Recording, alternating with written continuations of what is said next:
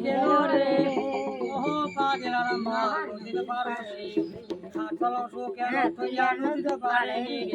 কেউ নাই সংসারের মাঝে ভগবান আপনা আপনি কেউ নাই সংসারের মাঝে ও পাগলার মা নদীর পারে হাত চলাও কেন তুইয়া নদীতে পারে কেউ নাই সংসারের মাঝে ভগবান আপনা আপনি কেউ নাই সংসারের মাঝে